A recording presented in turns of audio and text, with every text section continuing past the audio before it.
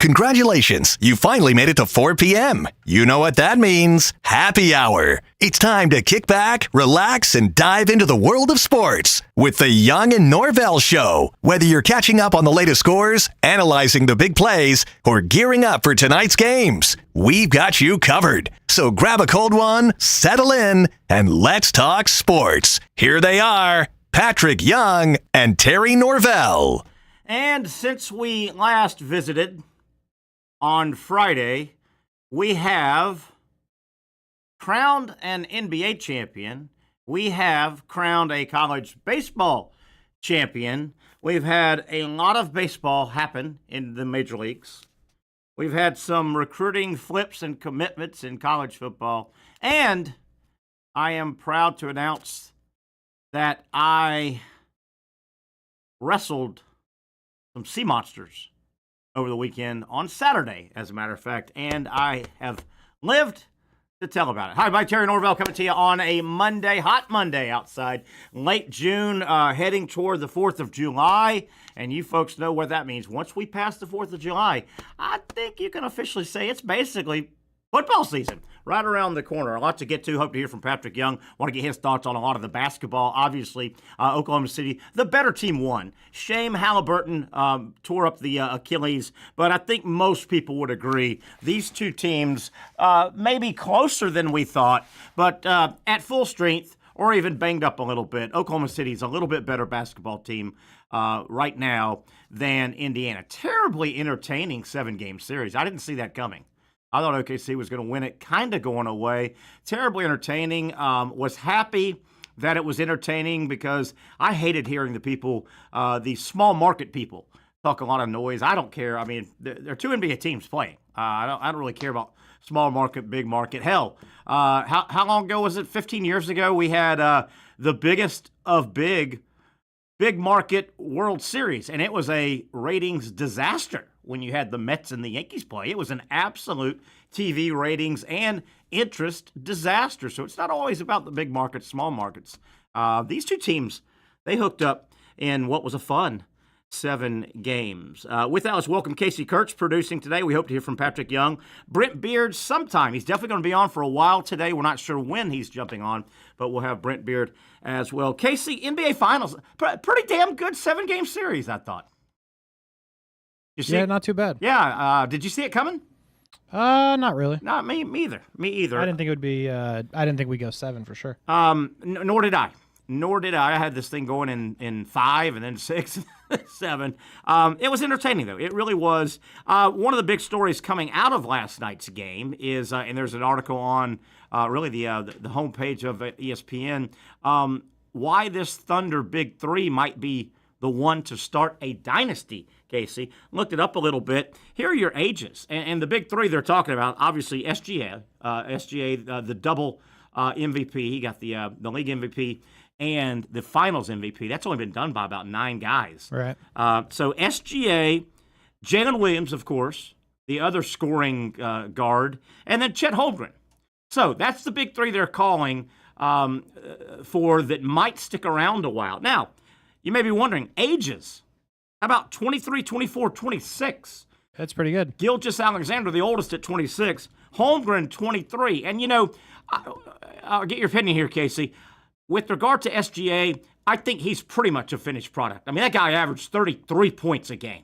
I would agree. MVP. You know what you're going to get for him. He's 26. If he stays healthy, 5-6 more easily, you're not surprised when he gives you 30-plus. Correct. I mean, but he's pretty much a finished product. Mm-hmm. He's a problem, and he's going to be a problem.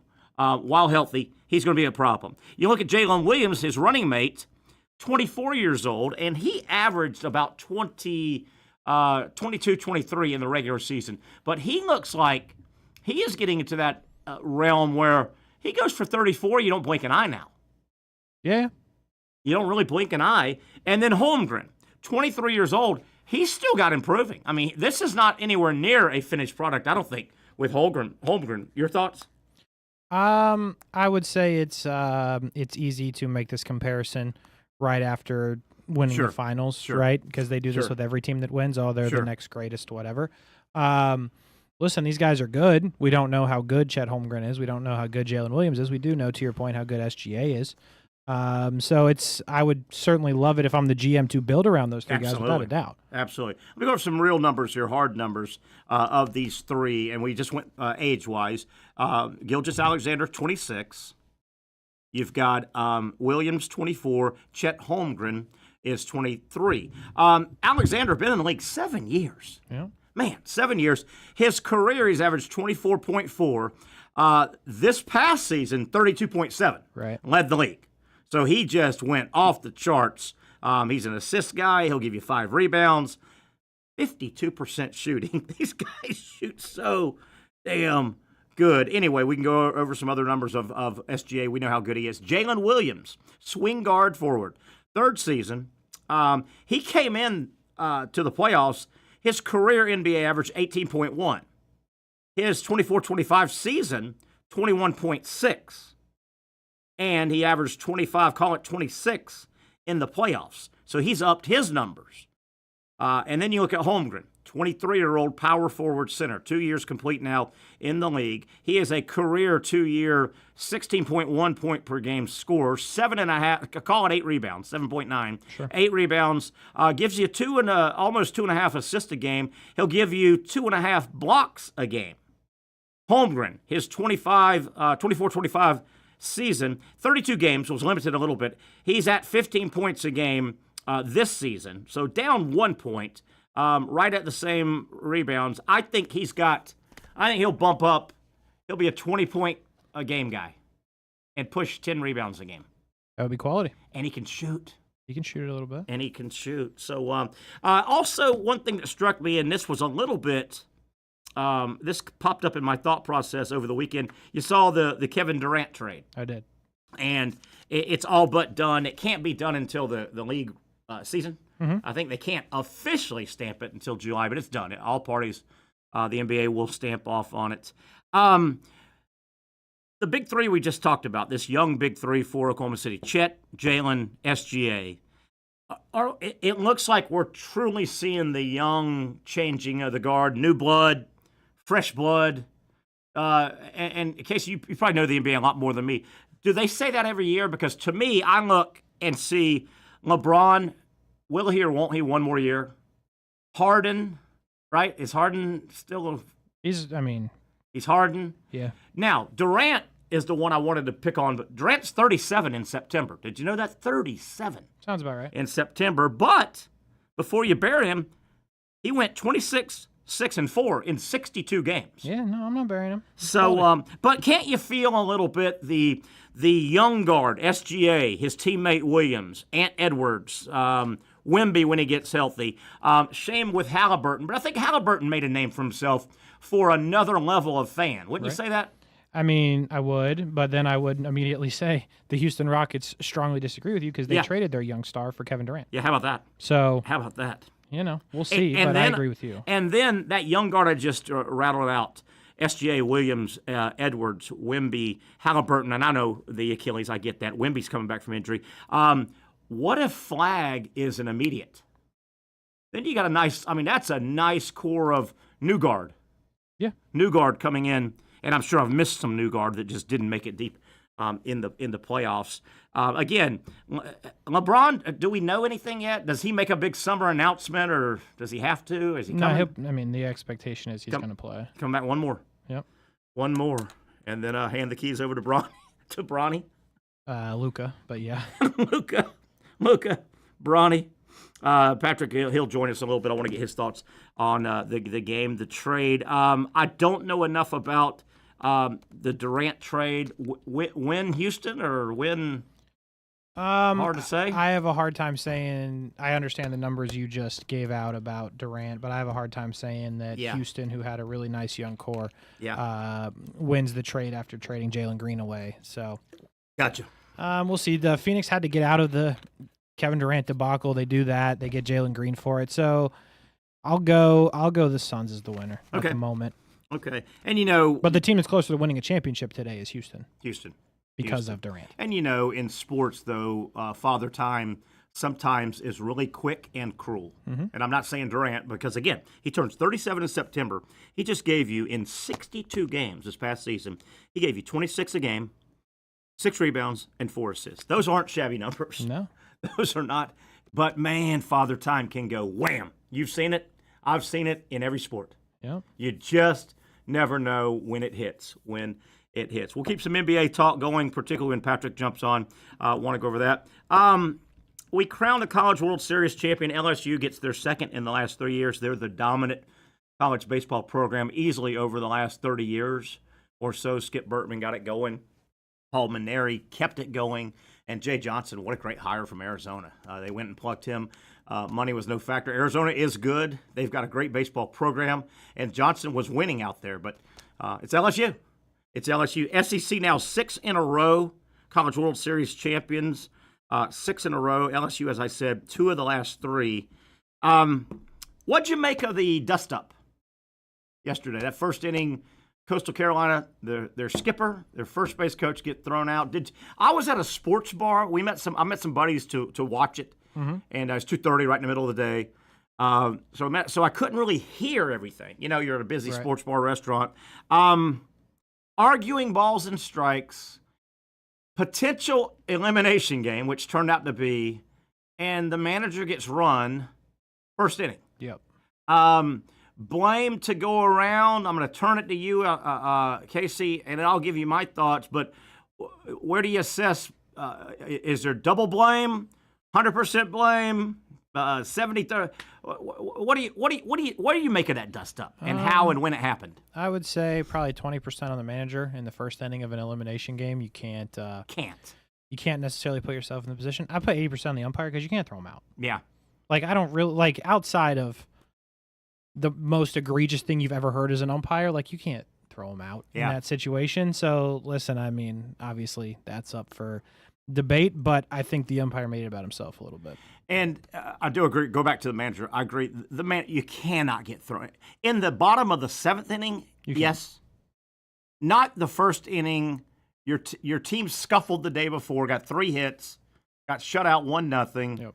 You can't. Can't put yourself in position. I think. I wish I had audio from the opening pitch, and I know it happened in the bottom of the first inning, right? Because Coastal was the first, the home team yesterday. Yep. I wish I had audio of it all, because listening to the manager postgame, Schnall, I think his name is, he basically, I thought, incriminated himself.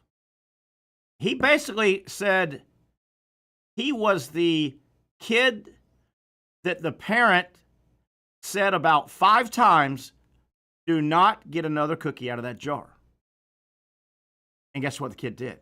Went back. He went and got a cookie out of the jar. If I don't know if you saw the post game, obviously, and the guy went off. The manager for Coastal went off and explained, and he said it was so egregious and blah. So he says, here's what he says. I don't know if you saw it, Casey. I did not.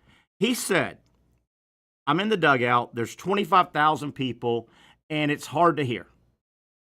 He said that, now this is him, and I thought he really incriminated himself. He said, I lightly heard, that's a warning. And the manager for Coastal said again, there were 25,000 people. It was noisy. I wasn't sure what the warning was about.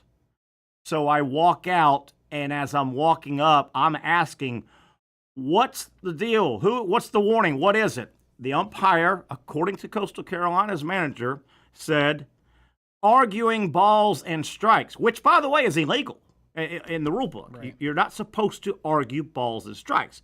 And I get it. It's baseball. It's bench jockeying and dugout chat.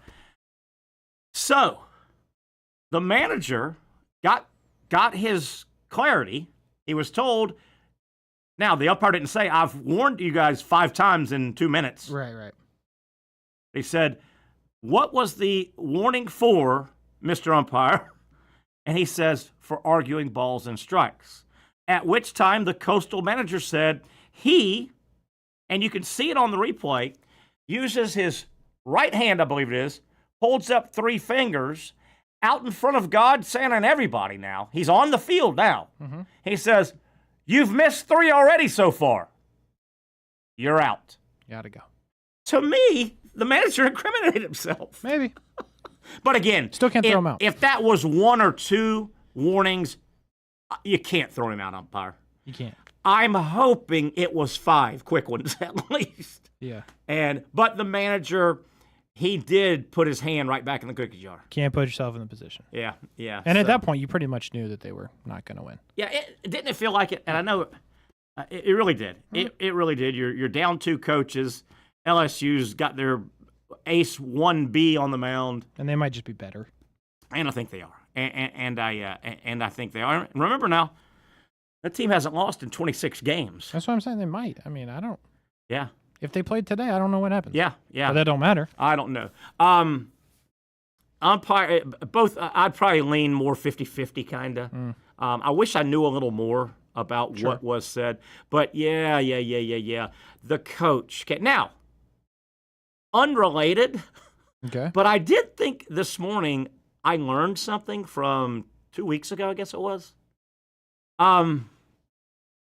That was the coach, Coastal Carolina, that absolutely dressed down Kevin O'Sullivan, the Florida coach. And you are correct. He dressed him down because O'Sullivan dared question the logistic administrative group that ran the regional. Of course, Coastal hosted that regional. Florida didn't play Coastal. They got knocked out 2 games in a row by East Carolina. But I didn't know this until this morning, and this changes my opinion on what Sully did a little bit. If it was true what I heard this morning, and it was brought up because of the coach arguing yesterday, they said this is Mr. Holier-than-thou that chewed Sully out.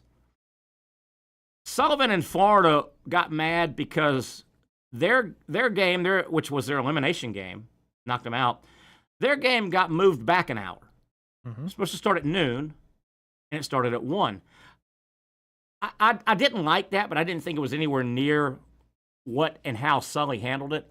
I read today, Casey, that Florida was not told about that backup until they arrived at the park. To me, that changes a little bit. I would agree. That changes a little bit. Baseball and sports teams, particularly the older we all get, you get in a habitual pregame routine. Yeah. When to eat if you're on the road, when to get on the bus. I didn't know that. Yeah, no, that changes. I didn't know that Sully in Florida might have unloaded off that bus. And by the way, playing an hour earlier would have helped Florida more. It's not a big deal. Right. But it is a little bit of a big deal. It's a big deal if you didn't know. Yeah. Supposedly, they got off the ballpark, got off the bus at the ballpark. Oh, by the way, instead of noon, and I know your pictures probably was getting stretched out of the hotel a little bit, take an hour. Yeah, take an extra hour. That's unacceptable. Anyway. Probably doesn't still warrant the reaction. I agree. But still, it's unacceptable. And I thought Sully's biggest issue was where he decided to have the meeting at. Yes. The impromptu meeting. If it was in the parking lot, we probably wouldn't even be talking about it. Yeah, or down the hall, down the locker room hall, even hidden a little bit in one of the dugouts. Mm-hmm. They got going. They were 2 steps from the dugout. Yeah, not the best. In foul territory. I think I got this right. I kind of looked real quick. Now, obviously, the college 24-25 sports season is in the books. Finally. I've got, in terms of men's team sports national championships, I've got the SEC with 4. Okay. Florida in basketball, LSU baseball, Texas outdoor, Texas swimming and diving. Good for them. And A&M outdoor track and field. How about that? So 4, as best I can tell, the Big Ten 2, they got Penn State in wrestling and Ohio State in football. Sure. ACC 1, gosh, I forgot to write that, and the Big 12 2 as well. So Florida, the SEC gets 4. Man, we talked about this too. Whew. The NBA is worse than anybody. You know, the NBA will probably, what is the NBA? They start practice probably in about 2 weeks. Damn. Yeah, feels like it. But college sports, gosh darn, we just ended on June 22nd. And by August 10th or so, football, and remember, soccer starts early too, men and women. Soccer starts really early. I mean, soccer has games played in Division I soccer. They have real games in August. But we'll have the 25-26 college sports season. We'll start in about 5 weeks. How about that? Isn't that nuts? Yeah, it's goofy. Woo! By the way, your ACC men's national champion was Wake Forest in tennis. Wake Forest men's tennis? Yep. How did we miss that? It's a great question. So that was their one? That was ACC's one, from what I can it's hard. quickly see here. I'm with you. I couldn't find a good quick. I thought there was going to be a good quick list. I will say this. Our buddy Chat GPT or GTP or whatever it's called, does that one talk to you? I always do it text. I don't believe it talks to It doesn't. Okay. It's aired before. It aired on me this morning. It's not perfect. Yeah, it's that's why it says check all this information. Is that what it's? Yeah, definitely. I said this morning, hey. You asked ChatGPT about the national championships? Yeah, I said men's tabulate the men's 24-25 men's team Power 4 national championships. Because look, I'm seeing another one for the Big Ten. Well, okay.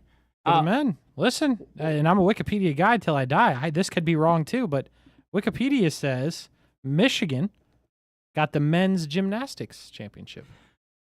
That's what it says. Could be. Well, when I asked it this morning, it came back and it said Big Ten won Penn State wrestling, and I said, what about Ohio State football? And it'll occasionally go, you're right, we missed that one. Yeah. It'll say that. Yeah, Penn State. I got Penn State as a winner here. What conference is UCLA in again? They are Big 12 now. Okay, they got water polo. Yeah. And, some of the sports are hard where 20% play it. Right. And 80% don't. Water polo. Men's soccer is out there, and not many people play it anymore. Vermont, by the way, your national champion in men's soccer. Vermont. The Wildcats. The Vermont. You're close, I think. I've never heard of this word. Catamounts? Catamounts, yes. Some kind of animal. Some kind. That's also Western Carolina, I think. Unconfirmed. Western Carolina, Catamounts. Yep, but that's your men's soccer champion. Catamounts. I don't think we have time to get into it, but did you hear I went fishing over the weekend Saturday? I did hear. I remember this from Friday. We went way out. How'd it go? What time did you get back? Let's start there. Came back early because there was not much going on out in this big ocean. There was no fish in the whole ocean? No, they were closed. Close. So it was almost like Wally World. We went all the way out there. That's a bummer. It was funny too. There was a little clown thing but it was like 40 miles out. We got a little clown face. You hit. It said hit for an announcement. You poked the nose and it said, "Hey, everybody in the Atlantic Ocean, we're closed for summer vacation." Moose out front should have told you. Yeah. So we turned back. I have a video, but there are some bad words in it. Yeah. So listen. Here's the thing about your video. There's a lot of things about your video. It's usable. We just don't have the audio. Oh yeah. So we're good. That's fine. Whenever you'd like to see it. You want to play it, and I'll try to walk us through it a little bit. Yeah, absolutely. All right, can you stop and start or no? Not easily. Okay, we'll play it. Maybe play it a couple times. So here we go. We're out. There I am, hooked up. And, man, I'm bruised where that by the way, they won't let you put the rod in the little holder thing. They say that's for girls. Okay. So I'm pulling this amberjack in, and there's a shark. You'll see the shark right away. Get away. Wow. So my guy says, hurry. So at this point, I just yank it. That's crazy. And look, there's an amberjack. That damn shark tried to get him. And, that got me mad. That got me so mad. What'd you say? I might have dropped a bomb. At the shark. You cursed right there. See me pointing? Yep. See me pointing? I go. You're giving the shark the business. I can walk us through.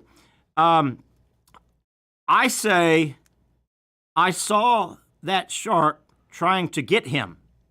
And then I follow that up with, quote, "Hey, man, get the bomb away from my fish." Sure. And then a little bit later, that's it right there. Right there. That's the shark that chased it up there. That's crazy work we saw, right there. We saw a bunch of sharks out there. Look, he's coming to get that amberjack. And my buddy, Jeff, he goes, Terry, go, get it, hurry. So I had to yank. Dude, and that thing, you can tell right there. It weighed in almost 800 pounds. The boat almost, look at it. Look at the beast. That fish. Look at that sea monster. That fish maybe weighed 8 pounds. Look at that. Look, see the boat? We almost tipped. Yeah, I do see the boat rocking. Yeah, we almost tipped. Be honest, were you scared knowing where the shark was at this moment? We're going to need a bigger boat type situation. Not really. And so, right before that, I got one going, and it was a shark. Really? And I'm doing, and Jeff and Jay and Kevin, and they could tell this was, there it is. That is crazy. That's the shark chasing the amberjack that's on my there line. There goes shark, and there's the fish right by the, you brought a potential killer to the boat. Yeah. With your 8-pound fish. I felt like diving in there and beating up that shark. You would have died. Well, the shark, all he's looking for was a free lunch. I was doing all the work. That's what made me mad. I'm doing all the work. Absolutely. 30 minutes before, and I asked Jeff and them, 30 minutes before that, I got a shark on, and dude, I'm fighting it and fighting it and fighting it. By the way, the rod and reel they gave me to use was, it had the crank on the left. I'm right-handed for that. It was a disaster. Huh. But I battled through it, as you can tell. You saw the form, didn't you? We saw the form. The form. Now, here's my biggest question. Okay. I have a lot, by the way. Okay. What 1940s contraption, the first cell phone ever invented, was used to record this video? Look at this. This looks like you recorded it off a landline. It's funny. Were you connected back to Earth? No, like on the shore? It's funny. When I see it on my phone and on the computer, it's crystal clear. When you sent it to me, I legitimately thought it was the worst. I thought you recorded it off of a satellite in space. But I could show you it right now on my phone that Jeff sent it to me. What kind of phone does Jeff have? He's got an iPhone. That's it. You screwed it up. Why? iPhone to Android video. It'll kill it. Oh, okay. I didn't know how else to get it to you. Well, no, the problem's not me to you. The problem is you to Jeff. You're the Android. Yes. So when he sent his Look iPhone video, I see your form. Look at the form. That's good form. And by the way, see where that rod? I am bruised right there. God, money. There's the form. Yeah, right there. That's form. That's form right there. Look at this outfit. Yeah, that's my pink flamingo baggy shorts. That's the only dry fit shirt I had. Okay. And it's green. And it matches perfect. It is green, yeah. Absolutely. Yeah. And I was also wearing that fluorescent green. In case we went down, I wanted people to be able to see me. They weren't finding you. Yeah, green. You saw that shark. You were not going to be found. So anyway, 30 minutes earlier, I got a shark, they said, because my buddies could see it. And I fought and fought and fought for, it must have been it must have been 4 hours. I fought this thing. It felt like 4 hours. Okay. About 12 minutes probably. And damn it, it was mano-a-mano. We were locked up, me and him, and you could tell. Yep. I could feel him looking at me from the water. Uh-huh. And he knew I was looking at him. And I thought, what is that, no honor among thieves? Yes. It was one-on-one, and he finally chickened out. He just bit the line. Really? That made me mad. I didn't get to really see him. Let me ask you, what was the plan if you got the shark to the boat? I asked that question today at lunch. You asked it today? Yeah. A little late. I said, Jeff, so if we got the shark, and Jeff said it was the same shark, he thinks. That makes sense. I guess. I mean, in the one that cut loose, and then he tried to give. I said, okay, Jeff, so if I had gotten it to land that shark, would we have got him in the boat and unhooked him and thrown him back in? He goes, no, we just held him up, taken a picture or two, and then let him go. You would have held him up. Or, I guess with the rod, maybe. Yeah, you would, but that would have been you. Yeah. By the way, I don't ever fish. I know nothing about fishing. It was fun as hell, though, just the whole day. There was this thing we found out. There was nothing going on. Okay. Nothing in the fish world. By the way, did you know this? We get to the boat about 6:10 a.m. That's terrible. So we take off. Sure. And we go right by the ferry. I had to ride the ferry across, right? That was pretty cool. And then we go out. 10 minutes into our trip, you'll never guess what we had to do. And we failed, by the way. Life jacket thing? No. 10 minutes into the trip, I had no idea. You have to fish to get fish to go fishing. Yeah, you gotta get bait. Hell, they were called pogies. Yeah, I'm aware. We couldn't find them anywhere. Nobody could. Yo.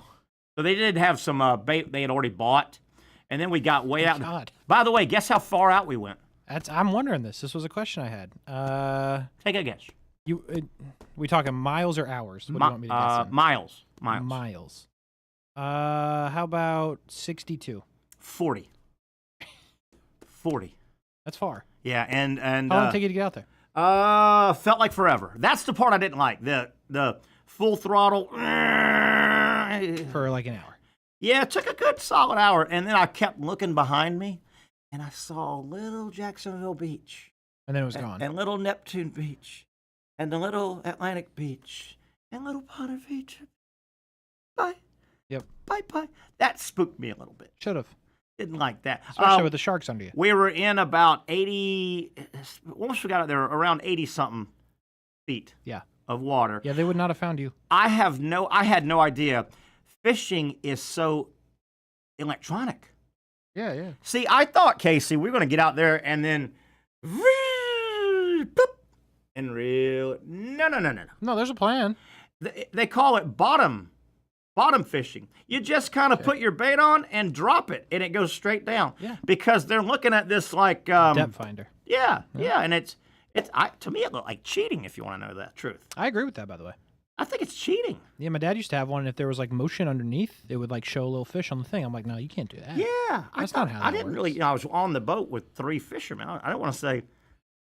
That's cheating. Yeah, because again, they throw you off. You wore the green, but they were never going to find Terry. Yeah. So until the shark spit out your shirt. So I caught something else too. That was an amberjack. You caught 2 fish, and one bit the line. Oh, the shark. The shark bit the line, and something else they'd called it. I can't remember what they called it. So you caught 3? I think I caught. Well, I didn't. I don't think I get credit for the shark that bit the line. You don't. The chicken. You hooked it. Yeah, and then the chicken. So, how about this? One of our buddies, Jay, and I'm gonna tell you why we didn't get anything. I'm blaming it on Captain Error, Jeff Kendall. I'm blaming it on him, but supposedly he's did some research. But Jay caught a red snapper. I've heard. And he brought it in the boat, and my God, that was a beautiful fish. Yeah, they're red. It was red. I know. I mean, like red. Highlighter vivid red with red eyes. Yeah, had to throw him back in. They don't allow you to eat those or keep them. Yeah, there's like 2 days a year. That's what they said. Yeah. I'm like, wow, that's a pretty good deal for the red snapper. Yeah, no, it's a great deal. Right? Yeah, just don't bite in those 2 days. You're good. Man. So yeah, that was pretty cool. That fish was. Did your fish get kept? Yes. Did your fish get eaten? By humans? I could tell. Can I tell kind of a gross story? You can say whatever you want outside of the, swear words. So we get back to the, here's a whole other thing, too. We get back to Jeff's, lives on the Hexer Drive, right there. And he's got a dock and a place, you park your boat and raise it up. Yep, familiar. So we get back there. And you're like, thank God. And so Jeff goes and gets his fillet kit, I guess. And they take the fish, and he cuts his head off. Sure, yeah. Sorry about that. I mean, I don't think there was any surprise where that was going to go. I don't. If people know that, yeah. They beheaded. We did a beheading. Well, beheading. Have you ever gone to a restaurant, ordered seafood, and got the head? I think people kind of. I just wasn't ready for like. Was it like a pretty quick fluid motion? Yeah, like just pretty gone? much. And then, not to be outdone, he I said. don't think you can outdone it. He said, "Let me just cut the tail off too." Well, yeah. I mean, come on. So anyway, then he cuts the thing and opens it up, and this is the really gross part. As if beheading's not gross enough. Beheading is. There was a bunch of worms in it. Really? Yeah. So. Is that normal? I don't know. They said, yeah. Occasionally. So you had to get rid of it? Yeah, they just threw it away. So all your hard work for nothing? Yeah. Did you at least make some peanut butter sandwiches? I had 3 sandwiches, and some beer on the way in my cooler. Okay. But no, for the trip, I mean. Yeah, I know. Yeah, for the trip. Good. But they said, yes, you can sometimes catch some rancid fish. It's a little rancid. I can't believe that. That's crazy. Yeah. So how about this? I didn't know this either, and this didn't make any sense. So we get back, and we take, we throw garbage away, and I had 2 bags, a cooler and a bag, some extra clothes if I need them. And sure. So these guys, they kind of look at me. They start cleaning this boat. Oh, yeah. And I'm like, what are y'all doing? They said, well, you're about to get back on this boat, and we're going to clean. I said, why are we cleaning the boat? It's been in water all day. Yeah, it doesn't work that way. Dude, it's been in water all day. It's splashing all. And I really didn't see any dirt anywhere. Well. So you know what I did? I'm assuming nothing. A couple of those guys, once they got back on, they started, and I kind of real quiet, tippy-toed down the dock. I went and jumped in the pool. All right. I was a little dirty. Good work. And then, of course, as if we didn't have enough sun on us and enough beer in us, we finished the boat. He put it on the lift, took it up into the rafters. Yeah. And we went down to the Sand Dollar and sat outside and drank a lot more beer and watched more boats. Nice. Not bad. Overall successful day. Yeah, not bad. So real quick, so my buddy, all 3 of these guys are big-time fishermen, right? They really know. I mean, gosh dang, this guy's boat's $300,000. 2, by the way, because I kind of know, because I'm kind of an outdoorsman now, we had ourselves 2 300 Yamahas. Oh, nice. Motors. Yeah. Mm-hmm. So a nice boat and all. And so Jeff was really frustrated as we're out there. And, I mean, we went to a bunch of little stops, too. He's got them all marked out. Oh, yeah. So we went to a bunch. And, I mean, he must have said once. If he said it once, he said it 1,000 times. And it was calm as can be. Beautiful, calm day. That's cool. He said, this is by far the worst day I've ever had fishing. Wow. You think that was you? And after a couple hours, my name started getting mixed up in that. Yeah. But we went to a little place and a little place and a little place, a little place. So occasionally we'd wander up on like 4 or 5 other boats within eyeball distance. Oh, there was other boats. Yeah, occasionally. But I will say this. Watching those other boats, they weren't yanking any fish out either. So I'm still going to blame Jeff. Poor captainship. But supposedly, when he got back, and he's dialed into all these fishing people and all these people that do reports here, there was or might be still going on, a thermocline. Really? That I wonder why our captain didn't know that before we went out, so we could have aborted. That's when you should ask him. Right? And I did, and he kind of just mumbled something. Yeah, don't you hate that? But he said, and he showed me the video, there's this big, probably the best fisherman out of Mayport. He had a video on Saturday afternoon, and I looked at it, and he said, thermocline. And that has something to do with the crazy temperature change. Makes sense. Down in the water. Sure. So they weren't eating. They were not eating. They just weren't eating. You hate to see it. And nobody caught anything, they said, except if you went trolling, whatever the hell that is. Yeah, it's where you drive slow. Yeah, you keep moving. That got some. But that got kingfish. We were supposed to be looking for grouper. That's right. So no grouper at all? Grouper, no. Not a grouper. They grouper are out of town. They were out of town. Are you here to tell me that Terry Norvelle, experienced fisherman, was the only one to catch a fish? Yeah, pretty much. Yeah. What? Yeah. Well, I'm an athlete, right? That's what they say. You saw the form, right? I did see the form. I saw that form. And let me tell you, boy, I'm sore in places that you didn't know. The gymnasium never goes in those areas. Here we go. Look at the form. Look at there. Reeling with the wrong hand. Look at that. Look at the form. Look at that. That's good form. That is strong form. And I'm telling you, it's fisherman form right there. This damn fish that I'm hooked it had to be 800 pounds. It had to be. It was a sea monster. Let's take a look. Look at the sea. Watch. The shark is the craziest part. Right here, you'll see the shark coming up, chasing the fish I got. Right. There's the shark. There's the shark. Right there. As you can see, it almost looks like he's smiling. Shark! Right so there's the shark. Here comes Terry's fish. And they say, just pull it out. 800 pounds. I just muscled it out of the water. Look at that beast. Hold on. Let's get a better look here. Look at that beast. Give me a good still here. Camera guy. Great work. Just unbelievable. Man. Oh, there we go. Look at that beast. Yeah. Look, from the back of the boat to the front of the boat. See, I'm in the front of the boat. Nice to your toes. He's in the back of the boat. No, he's right next to you. Right, way in the back. That That fish monster. is maybe 4 feet long. That's a sea monster. That's what that is. There is no scenario that fish is more than 4 feet and 5 pounds. And you can't hear the video because I said a couple bad words. See that little black thing right there?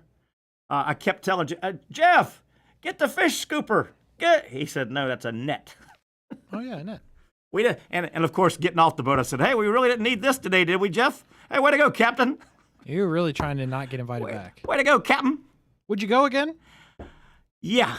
Really? Yeah. Now, this is a guy that went from I'm not going to fish under any circumstances to I would go back. Well, they kind of stuck the pole and, the rod and reel and all. I wasn't even planning. I loved the sitting down, eating sandwiches, and drinking beer.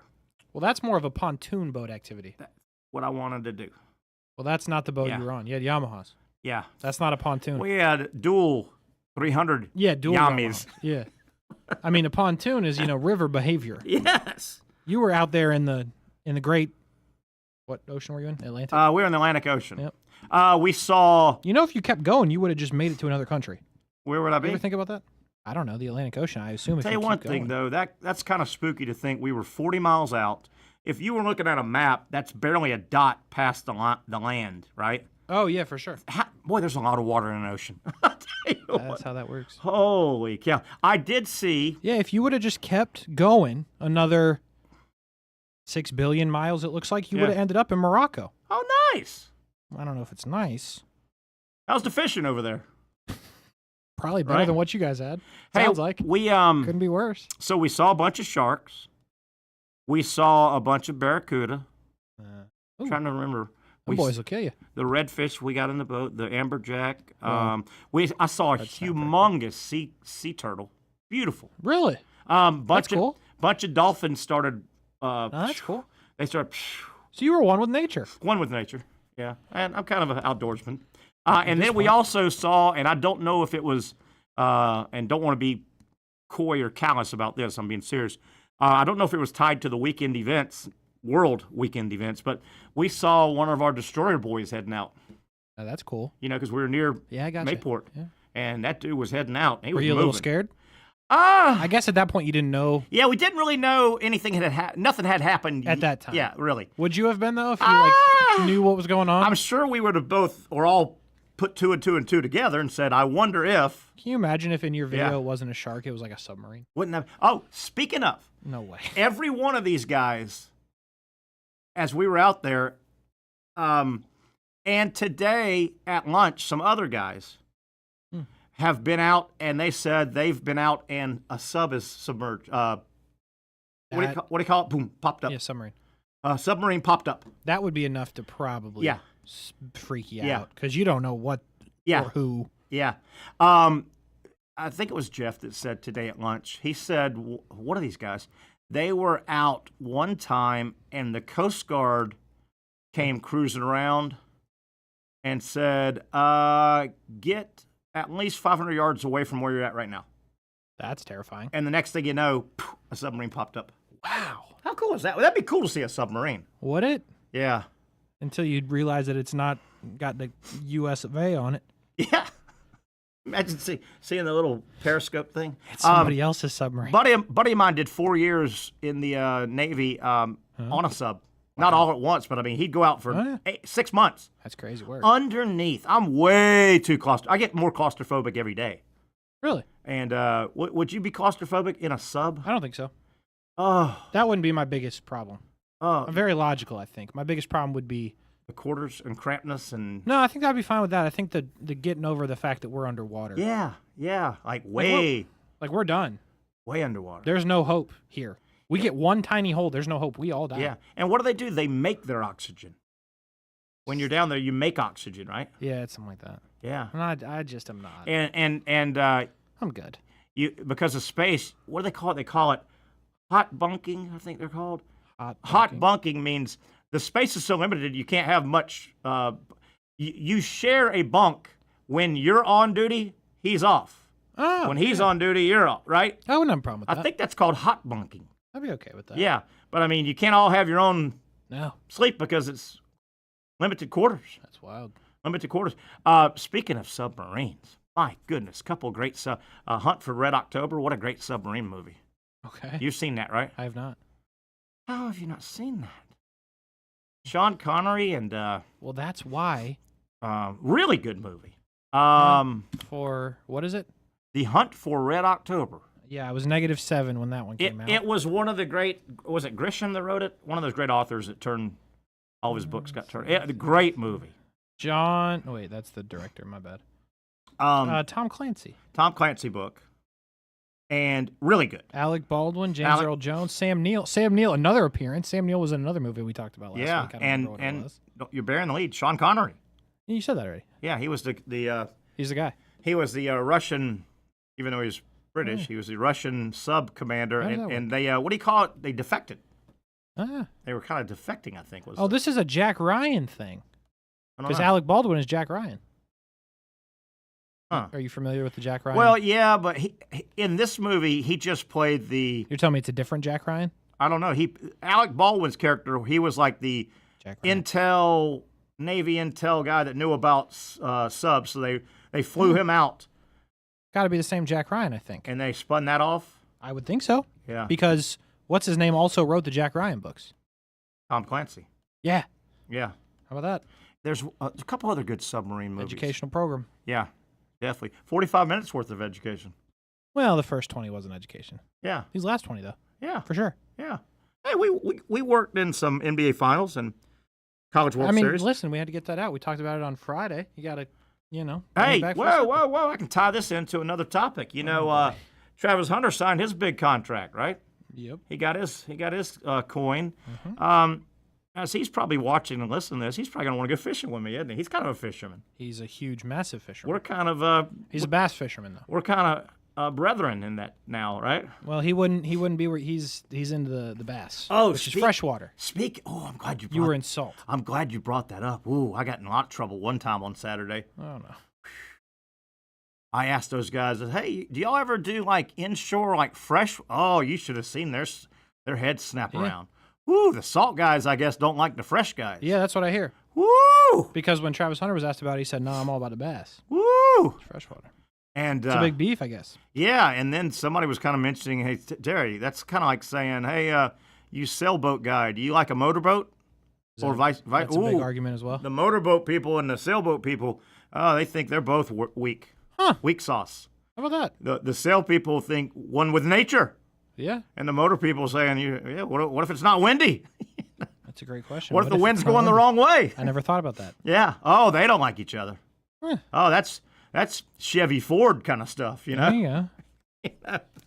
Oh, God. Let's take a break. Terry Norvelle, known fisherman. Woo! Sore in weird places, too. You know, you just, the gymnasium, you don't go grab a fishing pole and, practice and, like behind your, I don't know, what are these things? Flats? Trap. Huh? You're fishing, the fishing muscles. The fishing muscles. Hey, listen, we may be doing maybe an outdoor show coming to the Action Sports Jacks 24/7 network. Nice. I'll throw your name in the hat to host it. Yeah, I'll see if we can work one with nature, Terry Norvelle. I'm in. Just make sure the guys know a little bit about the outdoors. I don't feel like I already carry this show. Yeah, no, my back's already sore from carrying this show. And the fishing. Yeah, so make sure they get some, in the ballpark of my knowledge level. Yeah. Okay, you got that, Case? Yeah, I'll go add that to the list on the whiteboard in the other room. You got it. Terry Norvelle level fisherman. Yes. That's what we need. Yes. All right, as we break, let me tell you, folks, if fishing's not your bag, maybe basketball is your bag. Well, the Jacksonville Basketball Academy summer camp season is well underway if you got a basketball player. Boy or girl, no matter what level, third grade-ish through high school, if they want to improve their basketball game, just learn how to play the right way, the right fundamentals, teamwork, every aspect of basketball is covered.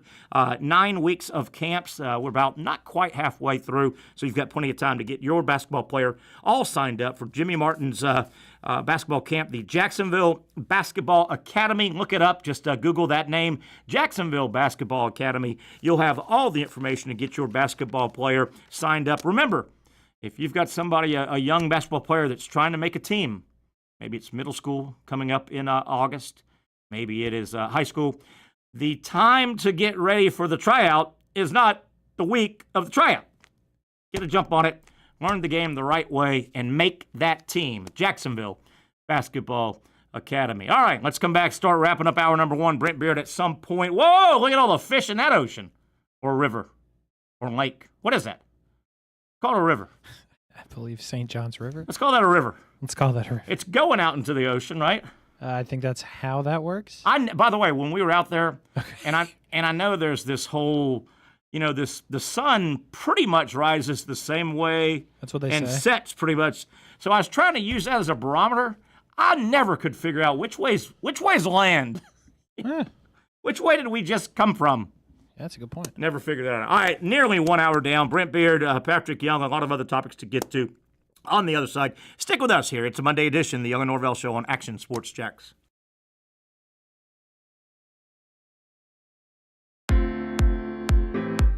At Southeast Orthopedic Specialists, we know pain and injuries can stop you from doing what you love. This is why our board-certified orthopedic specialists offer the latest in both non-surgical and surgical treatment options and create a treatment plan tailored to your unique lifestyle and goals. So, whether it is a sports injury or that nagging pain that's keeping you from doing what you love, our team has the right treatment for you.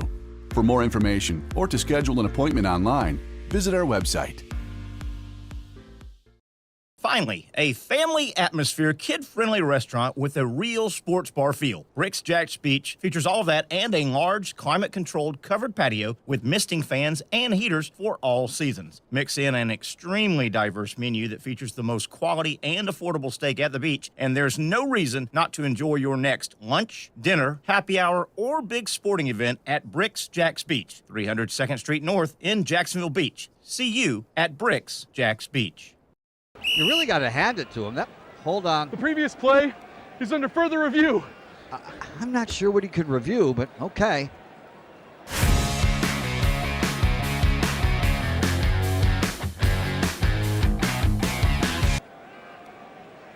Sure has been a while.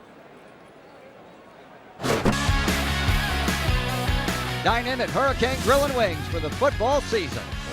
Well, there he is. Oh, what is that? The schedules are out for another summer of soccer here in Jacksonville with the Armada men's and women's under-23 squads, starting with the ladies and the home opener on May 24th. 2 weeks later, they're back in Northeast Florida for a June 7th matchup. The season wraps up with a pair of Friday night home matches June 20th and the 27th. As for the boys in blue, they debut against a couple league newcomers on May 9th and 17th respectively, with more home dates on May 31st, June 14th, and June 21st. All those matches are at Edward Waters University, and you can watch them live on the Action Sports Jacks 24/7 network. Those teams are a big focus on Fleet and Footy, covering the big soccer stories each week on the Action Sports Jacks 24/7 network. I'll put one in the back of the net for you. Join us for player profiles, fun interviews, and the very latest on the Fleet and all things footy. That's every Thursday at 2 p.m.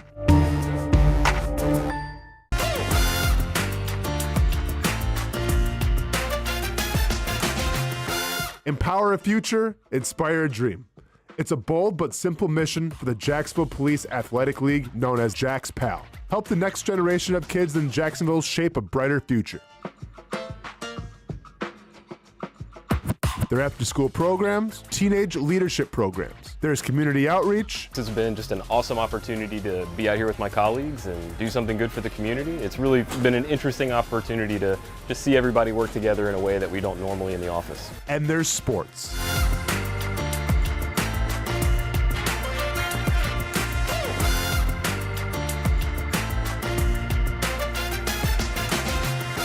There are also ways you can help the next generation with a donation of any kind. Just visit jackspal.org to get more information. Empower a future, inspire a dream with Jack's Pal.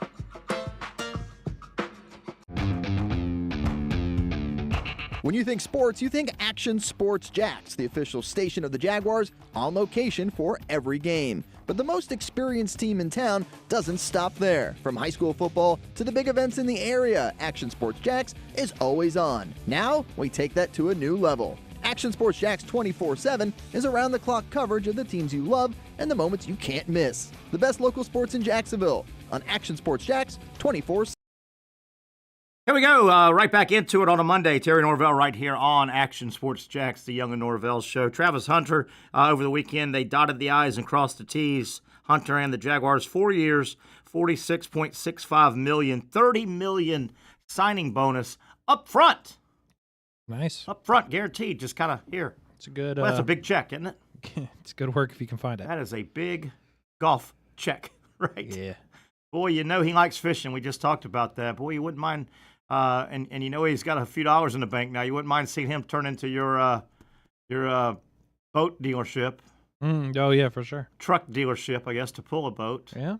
Then again, he may be a guy that. No, he doesn't live on the water, right? He's in Deerwood. I have no idea. Yeah, I think he just bought in Deerwood. Gotcha. Which is not, it's right there by the avenue, south side. Yeah, I know where it is. Yeah, but there's no water there, right? No. Yeah, so he would have Land to on every side. He would have to either rent, what do you call it, store it at a place, Could store it at a place, or trailer it himself, I guess. Could do that. Nah, you don't do that, do you? It depends. You don't do that. I wonder why he didn't buy on the water. Maybe wifey didn't want to. He's not a saltwater guy, I'm telling you. Freshwater. Yeah, but he could get on the freshwater, couldn't he? I mean, I don't know where the freshwater is. No? I mean, I'm sure there's lakes somewhere. Yeah, he could get a lake or a river. Could get his own lake, probably. Yeah, he could build a lake. Could. Build a lake. You know a lot more probably about the NFL salary cap, and at some point, I've asked you and I've asked people, and I'm trying to get an answer here. Mm-hmm. At some point, won't the Jaguars have to finally start paying the invoices that are coming in? I mean, within the last 3 years, 3 or 4, no more than 4 years, they are carrying a number 1 pick, Trevor Lawrence. Yeah. They are carrying a second recent number 1 pick, Trayvon Walker. Correct. And they are carrying a number 2 pick. Yes, they are. Those are big money contracts, right? That you normally don't have that high bunched together like that, do you? I mean, in theory, no, because the good teams find good players later in the draft and you pay your quarterback. But I mean, it's not just that too. Josh Allen was the 7th pick, and he makes a butt ton of money. Good money. So yeah. I mean, where I'm going with this is kind of the clock. It's a race with the clock right now. They need to be good pretty quick, or aren't they going to be in cap purgatory at some point? The cap. Well, at some point, the cap numbers aren't too bad right now. I mean, Trevor's cap number is only 17. Josh Allen's is like 15. Trayvon's is like 11. How do they? At some point, you got to pay the piper, there, don't you? Well, I mean, they did that with Trevor. Like the bonus has nothing to do with the cap. Gotcha.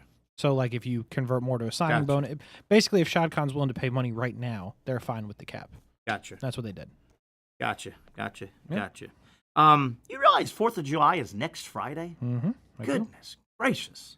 That is closing in here. Let's talk a little baseball real quick. Major League Baseball over the weekend, things that just kind of jumped out. Casey, you may have a few things. Phillies, boy, they've righted the ship all of a sudden. And they roughed up the Mets, took 2 or 3. Phillies now back in the lead in the NL East. The Mets are 2-8 their last 10. Ouch. Yeah. 2-8. I think the Phillies are like 9 of their last 11. They've won. 2-8, and they're only 1 game back. Ooh, 1 back. Yeah, 1 back. Former Florida State catcher Cal Raleigh. Yeah. Just killing it. Got like 31 homers, right? 31 homers, leading baseball. Yeah. Not Ohtani, not Judge. Cal Raleigh had 4 in 3 games over the weekend. Just on fire. Absolutely killing the ball. Going to be an all-star. Yeah, absolutely. Former Florida State Seminole baseball player Cal Raleigh. I bet you a lot of people don't realize who's leading Major League Baseball in home runs. Yeah, I would agree. Cal Raleigh. A good series starting tomorrow, I think it is. And by the way, we'll talk baseball with Cade Kistner, our buddy from Sports Illustrated. Phillies at Houston. Be a nice one. If the Braves are going to make any move this first half to get position, they got to go now, right? I mean, they just had a pretty good stretch. Mm-hmm. Who they have? The Marlins, I think. And no, they swept somebody decent. They swept somebody decent, and I think they had the Marlins. The Braves haven't been playing. They swept the Mets. Swept the Mets. And lost 2 to the Marlins. Lost to the Marlins. That hurts. But they've got the Mets. Again, yeah. Again, and they're 3-0 against the Mets. If the Braves having the Mets again, and then the Phillies after that. And the Phillies. And the Phillies. All this week is Mets Phillies. That's kind of what I was saying, that we the Braves, gosh, to get to the All-Star break, if they could just be 5 or 6 back, I know it's a big number, but still, 5 or 6 back versus, hell, they were 14.5 back a week ago. It was a mess. Mm-hmm. It was a real mess. Yeah, this is the chance for sure. Yeah, definitely. To just kind of this is the chance, I think, the next 3 weeks or whatever, to give the Braves a chance to show up for the second half. Correct. Right? Yeah. A chance to give you a chance. Did you hear, and we'll talk about this on Wednesday, Chris Sale? Hurt. Gosh, what do they call that? Rib cage. God, it sounds terrible to me. I want to get the right. Fractured rib cage. Ooh. Yeah, that sounds tough. Doesn't that sound painful? Sounds something like I don't want. Do we know how he did it? Is there footage of it? Or Ooh. Chris Sale with a fractured He went after a rib cage. Went after a ground ball off the mound. Made a diving play. Oh. A great play. So Yeah. Braves manager Brian Snicker, but that is how he got hurt. And think about the pitching motion, man. And he throws it goofy anyway. Yeah, he does. And man, your torso, man. Oh, a fractured cage, a rib cage. We'll also talk to Dr. Bates on Wednesday. We've had the debate. I think Dr. Bates says they're not really related, but the discussion is going to pop right back up. Halliburton, calf. Did it turn into an Achilles? Oh, yeah. Durant, calf. People say it then turns into an Achilles. Oh, yeah. So that debate. I think Dr. Bates says no, but man, there's going to be a lot of people saying, hey, take your calf injury really serious. There you go. Because it can turn into an Achilles. Yeah, boy, he dropped, didn't he? Yes, he did. He dropped. Oh, done deal. Let me see if there's any more baseball. How about Devers? He goes 2 for 12, does hit a home run. Yes, he did. But his team did get 2 out of 3 over his former team. That's all that matters. Yeah, so San Stick it Fran. to him. Yeah, absolutely. You bums. Absolutely. So he was 0 for 5 in the lost game 1, 1 for 4 in a win, 1 for 3 in the second win, and he did have a home run. So they've got that working for them. All right, let's take another break here. We finally got to the top of the hour. Loose Light Show. We hope to hear from Patrick Young. He said he's fighting traffic trying to get home. And then Brent Beaird any moment now. A lot of stuff to get to, including Florida State. Some good news for the Seminoles. They haven't had a lot, but some good news on the recruiting trail. We'll talk about that. And a whole lot more on the other side. Second hour kicking off after this timeout. You really got to hand it to him.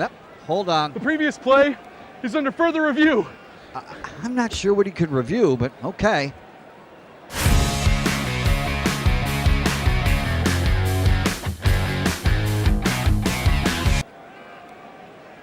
Sure has been a while.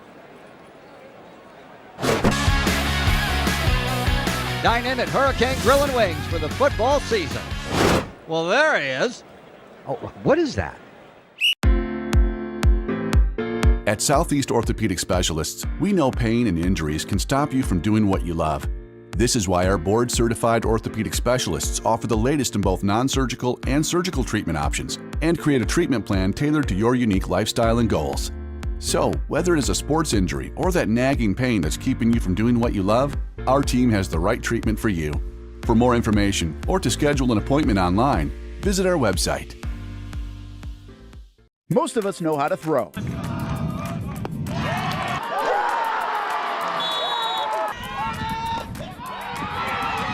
But you need to know what to throw. I'm not talking about footballs, baseballs, softballs. We're talking about those items you need to recycle. Republic Services explains it easy. Recycling simplified. 1. Know what to throw. When in doubt, throw it out. 2. Empty, clean, and dry those materials. It takes an extra minute, but it makes a big difference. And 3. Don't bag it. This makes the recycling process faster and more efficient. This is a look at the Republic Services North Florida Recycling Center. You can make this process even more efficient. By utilizing those 3 steps, Republic Services can help you become a better recycler in your home. Learn more at recyclingsimplified.com. Finally, a family atmosphere, kid-friendly restaurant with a real sports bar feel. Bricks Jack's Beach features all of that and a large, climate-controlled covered patio with misting fans and heaters for all seasons. Mix in an extremely diverse menu that features the most quality and affordable steak at the beach, and there's no reason not to enjoy your next lunch, dinner, happy hour, or big sporting event at Bricks Jack's Beach, 300 2nd Street North in Jacksonville Beach. See you at Bricks Jack's Beach. Baker Sports. It's a hometown business filled with hometown people trying to make you feel right at home. Chris Conley, Jacksonville University. Walker Wright, class of 2018, West Nassau High School. Michael Young, Fletcher High School. Baker Sports started in a grassroots way and now outfits much of the Southeast. Will Olive, Mandarin High School. Go Stangs. High school sports, travel sports, youth sports of all kinds. They are a one-stop shop carrying Nike, Adidas, Under Armour brands, and more. Vincent Caldes, Oakleaf High School. Tony Mazzio, Sandalwood High School, class of 2002.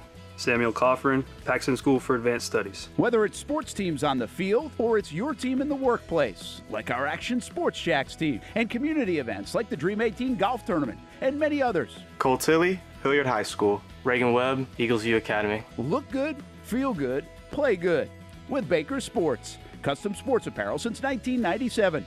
Shop with the hometown team at bakersport.com.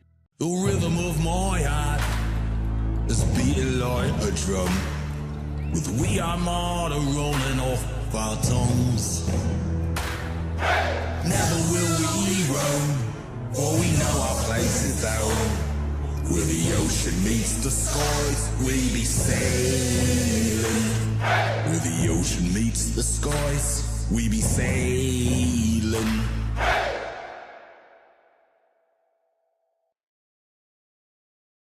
Back we are on a hot Monday edition of the Young and Norvelle Show. We'll be saying that for about another 3.5, 4 months.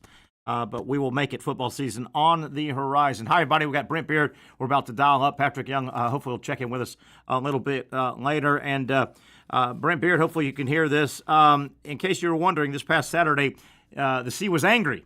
The sea was angry, but I did clean it of at least one sea monster. There's one less sea monster out there after I got finished fishing. So we'll get Brent Beaird hooked up. Some stuff to talk about. This first round of the playoffs, when everything expands, how I don't think there's any choice. They're going to have to make the first round.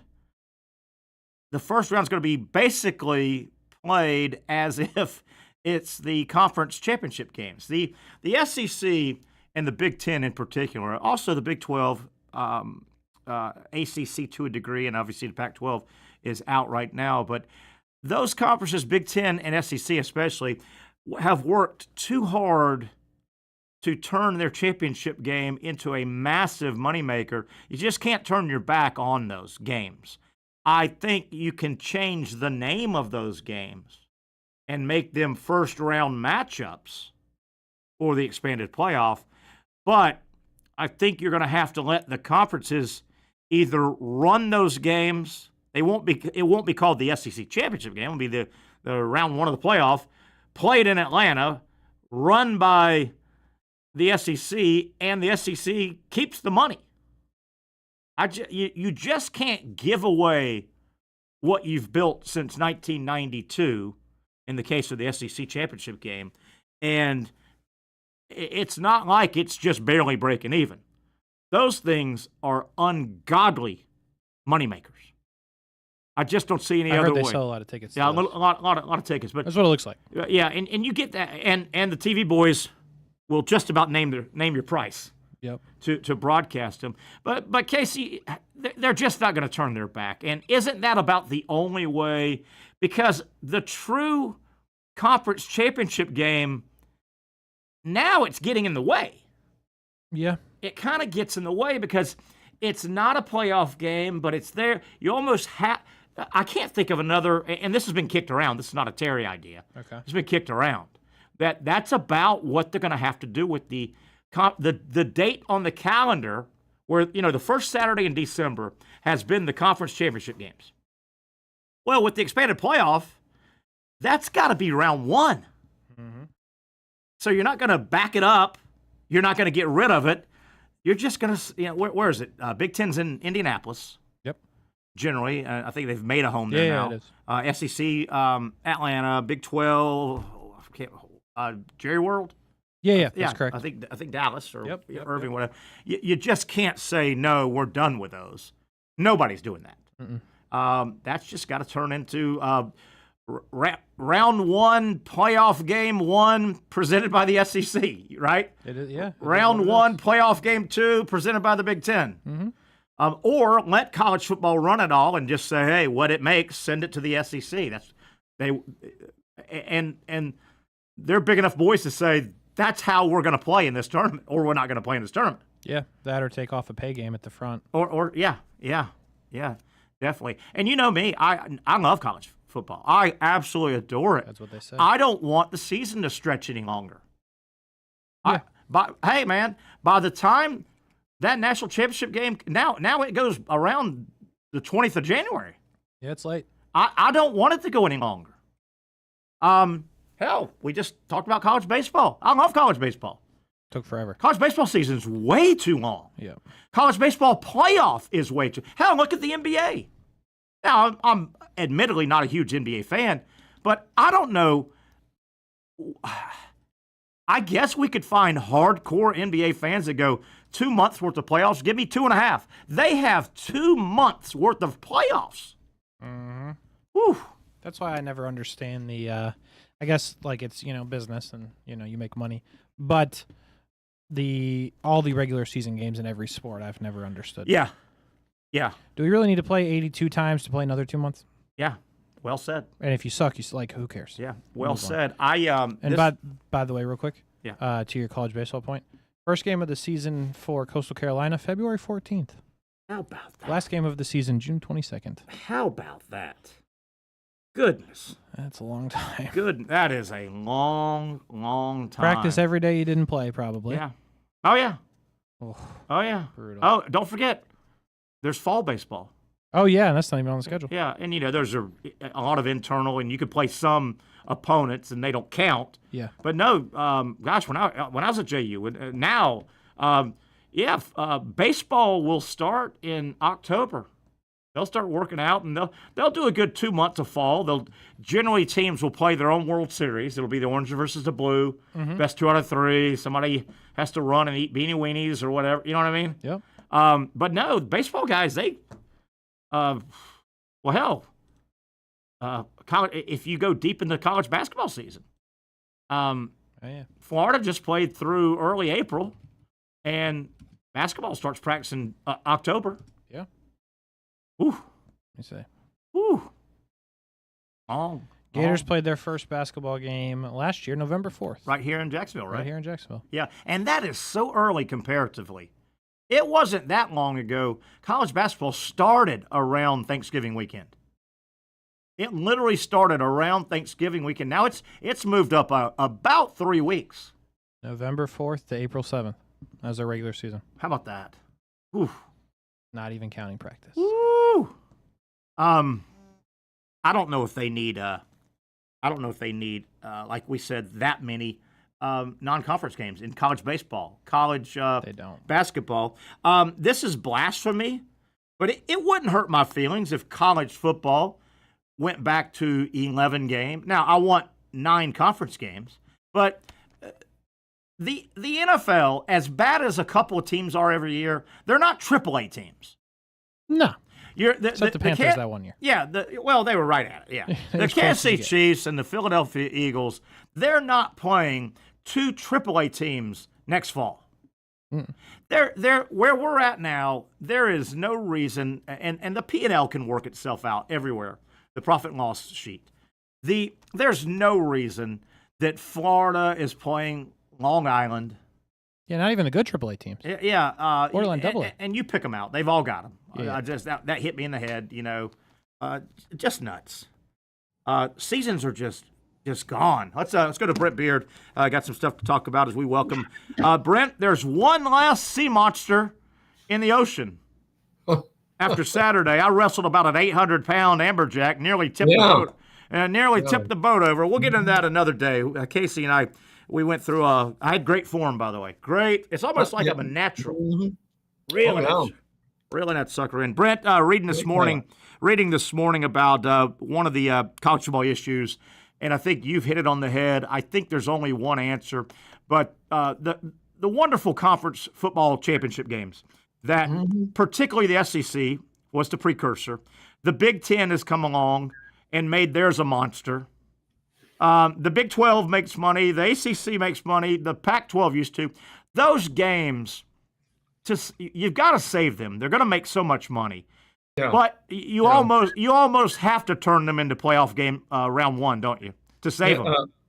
Well, see, right now the problem is everybody knows that the winner and the loser of that game is going to the playoffs regardless. Yeah. So there's no real intrigue with it. Now, this is why that the leagues really were interested in doing this play-in game situation. Yeah, and that's kind of what I was talking about. Yeah. Yeah, well, when we know 1 and 2 are going to get in, you would have 3 and 6 and 4 and 5. And you would be at the home of the higher seed for both of them, meaning that you would get 3. On Championship Saturday, you would have 3 teams that would be, frankly, guaranteed to go to the playoffs. The winner, of those games. But the reality is, Terry, nothing else has been brought up with it. We understand the coaches were vehemently against it. Yeah. But because it would just add on to the games that you would have. So because of that, there is no real I get the interest in it. I know you do too, but I think it's a non-starter right now. Yeah, definitely. Bouncing around some topics, Brent, with you. Boy, good news for Florida State. We don't say that around the football program a lot lately after that 2-10 season. Florida State gets a quarterback commitment. Jaden O'Neal, nice player, formerly committed to Oklahoma. There was some movement with their staff. California kid. Good pickup, it looks like, for Florida State. They'll have a quarterback controversy in 1 year. Castellanos, good, bad, or indifferent. He's there 1 year, Brent. Oh, yeah. Yeah, well, and what Castellanos said, they came out today, it makes you wonder how long that he will even be there with that. So, listen, Terry, to basically come out and say what he did today, said he's dreamed of playing against Alabama. Yeah. They don't have Nick Saban to save them. I just don't see them stomping me. Looks like we got a Yukon Husky on the show, Mr. Patrick Young and friend. Who we got there, Pat? This is Riley. This is Riley. I like Riley. Hey, Riley. And actually, glad we got. Oh, sorry, I had to get her over there. I'm glad we got Brent on. Important to whenever we have a life change to make sure we address that. And Brent and I both. I lost my dog of forever earlier this year, and Brent sadly just lost Chino, and it's tough, losing a family member, and it really is. That's a tough one, man. That is a tough one. We've all been there, and it is not easier. It doesn't ever get easier. It really doesn't. Pat, let's backtrack real quick. Casey and I led the show off. The best team won last night. OKC, the best team. We talked about that 3-headed monster they've got now. SGA's 26, Jalen Williams 24, Chet Holmgren 23. That's a nice core. They might be around for a while. And what's interesting, you would look at Chet Holmgren. His development has been a little bit delayed because of rookie year, broke his foot, missed the whole season, and then in this year, he missed 50 games. Because of that hip fracture. So, have we seen the best Chet Holmgren in this mix? Yeah, Casey and I were talking about that. Could he actually be the star? Yeah. He just hasn't gotten unleashed yet. Casey and I were talking about that. SGA, 7th year in the league. He's he's as polished as he's going to get. I mean, this guy is a scoring machine. I think Williams can get a little better, but Chet Holmgren hasn't played his best basketball yet. That's true. I mean, how much better can SGA really get? He's great.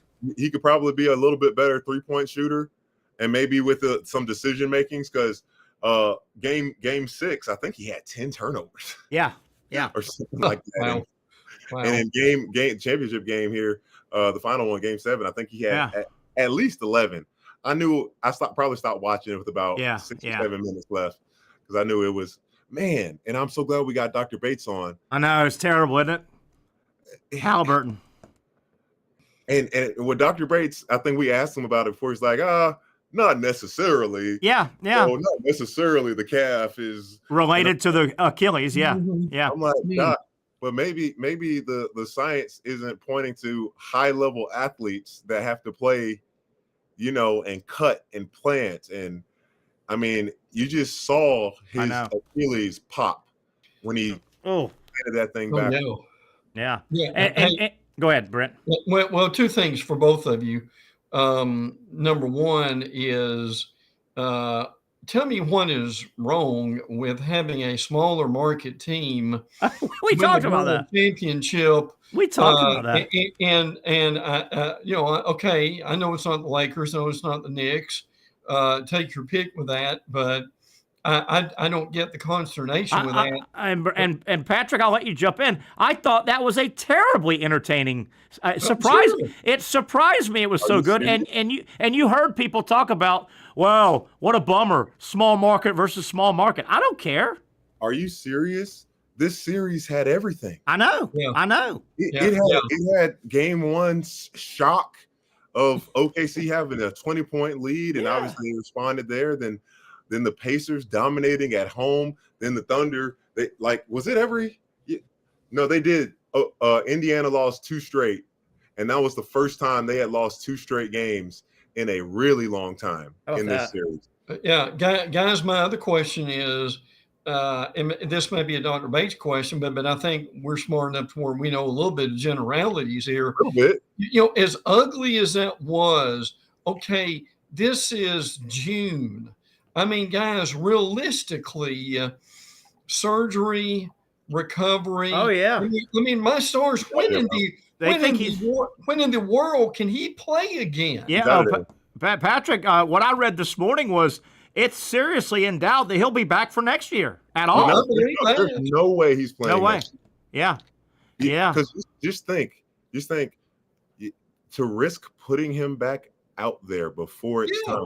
And hell, the regular another year, and the NBA regular season starts in about 9 hours, doesn't it? Yeah, right. Absolutely, it does. Right. But Patrick, you hit it, and Casey and I talked about it. Hour number 1, Wednesday, when we have Dr. Bates, we have to go right back to some people say the cat and 2 high-level Achilles, Kevin Durant a couple of years ago, and now Halliburton have it certainly looks plausible to go calf strain, be careful, that can turn into an Achilles.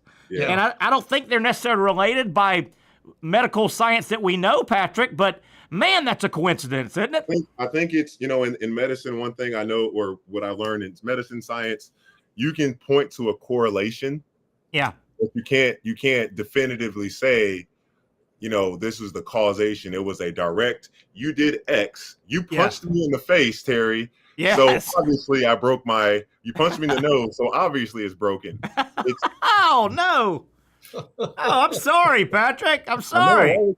I like my nose, Terry. Why would you do that? I'm sorry. You got a great nose. Sorry. By the way, what's his name? Dominique Foxworth. He has the biggest nose I've ever seen. Wow. When you see him on that, because he has a Dominique Foxworth show, and he's brilliant. He's great, obviously. Man, his nose goes out to like here, guys. Man. I'm not trying to be mean. Is that wrong? Yeah, it's wrong. Hey, it's a good thing he wasn't a boxer. Would he have ever lasted a year with that? Let me do some producing on the fly here. This is really important because a lot of stuff happened over the weekend. Casey, do we have that special footage? that we had earlier today? Oh, have you guys seen this? Is it a superstar on the boat? Is that what it is? He just settled down. Here you go, Patrick. Look at that form. Look at that form right there, Patrick. That's an 800-pound monster I'm wrestling. Sea monster. Is that Jaws too? Hey, and watch. You'll see the shark come up. He's chasing him. Watch, right? Here. There's a shark. That's a shark right there. That's a shark chasing the amberjack that I'm landing. So at this point, my man says, quit reeling. Get it in. Get it in. So I hoist it in. Look at the beast. He almost tipped our boat over. Look at him. Look at the size of this monster. Hold on. So cool. Look at it. He's an 800-pound sea monster. How about the form there, guys? The form. You threw that one back, right? Did you go out there with your buddy Rick Riles? No, buddy Jeff Kendall. Look at the form I've got. I'm just a natural. And right there, I'm saying bad words about that shark trying to steal. Look at that form right there, baby. Right there, guys. All right, Casey. Good job. The best form you made was to have enough on to where you wouldn't get sunburned. Your dad got right. And then end up at the dermatologist. I got a great one for you guys. So what you got? Well, just in regards to fishing and sun and too much sun, in my ignorance back in college, I went out to Cedar Key with my best friend Corey Gamble to go fishing on the dock. You got to get there early to get the best spot on the dock. It's not a pier like Jack's Beach where it goes straight out. It goes out and it goes sideways. Oh, okay. Like that. So you want to get early. You want to get that spot at the end on the right. I wore a tank top. Yeah. Boy. And in my ignorance, I thought black people don't get sunburned. Oh, no, you did not. What did Mama say about that? Well, Mama couldn't have been happy. Oh. Well, when I realized how bad it was, because I moved my tank top and saw how much lighter it was here than the rest of my body. And then that's what happened the next day, guys. Not good. My skin started peeling off. Yes, because you burn it off is why. You burnt it off. Yeah. God, Patrick, that's a rookie mistake. Yeah, I mean, hopefully you learn from it once and you don't do it again. But, another really cool thing that happened on that trip was Corey and I, we just went out. This was probably after the season. And one of my coaches we ran into out there as we were fishing. Okay. You want to know who that was? Who? NBA champion Mark Degnault. Who? Really? NBA champion coach Mark Degnault. Who was a Florida assistant? You said he was an assistant at that. It was just random, like because I think Coach Donovan he had a house out there in Cedar Key and let Mark go out there for a little rest. And man, Mark Degnault. I'm not surprised at all that he made it to the NBA as a head coach, but to win the championship, to be named Coach of the Year last year. I mean, how about that? Hey, Pat, before we take a quick break, you've got an event coming up through your foundation. Yeah. And I'm terribly sorry that I didn't mention it earlier. Yeah, man, let's talk about it. So one thing that's been really important to me is through my foundation is giving back. Not only to the patients that we serve with spinal cord injuries, but you want to spread awareness and you want people that are able-bodied, that have no disabilities, to take appreciation of their bodies in their life. And this whole month of June, I've asked everybody that is capable to. I wasn't asking for a financial donation, but I was asking for a commitment of your time to move your body intentionally for 20 minutes a day. Okay.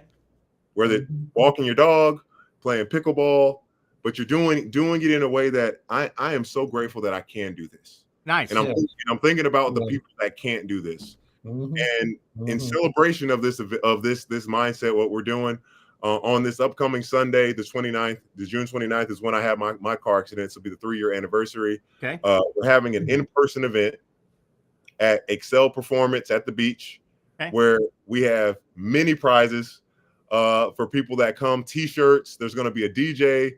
There's going to be the Cup of Job coffee truck because it's early. So I'm going to be there at 8:30. So I understand we're going to need some coffee. Photo booth. And we just want people to participate, because maybe you don't want to donate, you can't donate to the whole thing, but $50, you get to be at this event, and hoping that it's going to change you and affect your heart. So this first of many, and I hope to see if you guys can make it. I know it's Sunday, I know it's a church day, but that Sunday is going to be the day. That's where I'm going to worship God at. I like it. And let me say this. Along those lines, I got a text a little bit ago from a friend who is the president of the St. John Sports Club. Yeah. And guess who, Terry? Guess who the guest speaker is at noon on Thursday, and that will be one Patrick Young. Congratulations, Brent Beaird. I'm glad they got you speaking out there. Patrick. John Alexander. Yes. So he keeps John. He's a well. How old is John? In his 50s. Yes. He keeps telling me, "Hey, be prepared for my bad jokes. Be prepared." I've never heard somebody, and they are preemptively tell you, "Hey, bad jokes are coming." And I said, John, you could use good jokes. Are they that bad? Are they that bad, Brent? Well, does he mean bad as in? I don't think they're not obscene. I think it's kind of like dad jokes. I think really bad dad jokes. I don't think it's obscene. I like it. I like it a lot. All right, Pat, let's make sure we tell people all week about the event coming up, and that is this Sunday. I was telling Casey, can you believe 4th of July is next Friday? Yeah. 4th of July is next Friday. I just can't believe that this month is going by so fast. Unbelievable. Hey, I'm going to ask if both of you guys can stick on. I'd like to take one more break, and I want to get y'all's thoughts, both of your thoughts, on what went down Saturday in the College World Series, inning number 1. I want to get both of y'all's opinions on that. We'll do that and a lot more. Winding down, final 30 minutes. Stay with us right here on the Young Norvelle Show on Action Sports Jacks.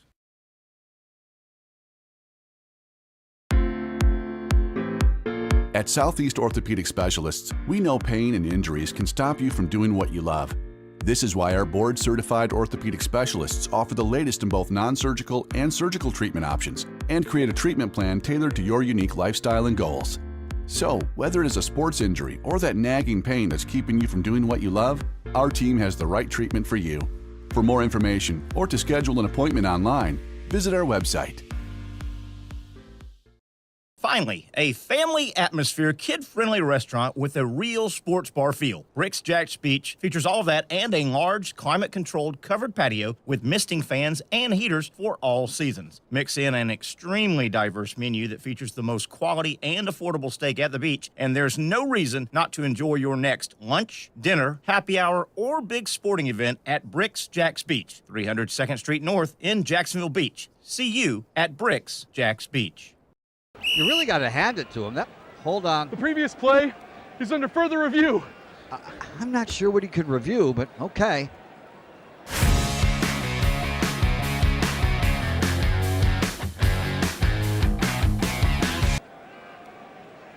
Sure has been a while. Dine in at Hurricane Grill and Wings for the football season. Well, there he is. Oh, what is that? The schedules are out for another summer of soccer here in Jacksonville with the Armada men's and women's under-23 squads, starting with the ladies and the home opener on May 24th. 2 weeks later, they're back in Northeast Florida for a June 7th matchup. The season wraps up with a pair of Friday night home matches June 20th and the 27th. As for the boys in blue, they debut against a couple league newcomers on May 9th and 17th respectively, with more home dates on May 31st, June 14th, and June 21st. All those matches are at Edward Waters University, and you can watch them live on the Action Sports Jacks 24/7 network. Those teams are a big focus on Fleet and Footy, covering the big soccer stories each week on the Action Sports Jacks 24/7 network. I'll put one in the back of the net for you. Join us for player profiles, fun interviews, and the very latest on the Fleet and all things footy. That's every Thursday at 2 p.m.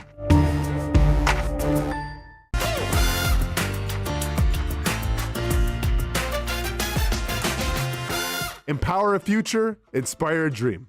It's a bold but simple mission for the Jacksonville Police Athletic League known as Jack's PAL. Help the next generation of kids in Jacksonville shape a brighter future. Their after-school programs, teenage leadership programs. There's community outreach. This has been just an awesome opportunity to be out here with my colleagues and do something good for the community. It's really been an interesting opportunity to just see everybody work together in a way that we don't normally in the office. And there's sports.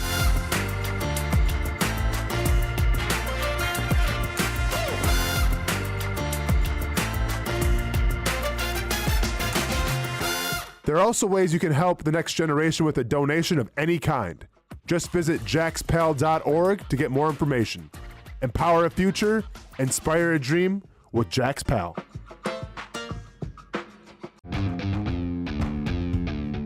When you think sports, you think Action Sports Jacks, the official station of the Jaguars, on location for every game. But the most experienced team in town doesn't stop there. From high school football to the big events in the area, Action Sports Jacks is always on. Now, we take that to a new level. Action Sports Jacks 24/7 is around-the-clock coverage of the teams you love and the moments you can't miss. The best local sports in Jacksonville on Action Sports Jacks 24/7. All right, back we are. Gang is all here. Should have Patrick Young, should have Brent Beaird, Terry Norvelle here, Casey Kurtz producing. Guys, before we jump into what you guys thought of the ejections in the College World Series the other day, we gave some love earlier. Good recruiting pickup over the weekend for Florida State. They got a future quarterback, it looks like, Jaden O'Neal, hot shot quarterback, number 161 overall, the 16th ranked quarterback. That's FSU. What the hell's going on? My dog, she's got her head over the camera.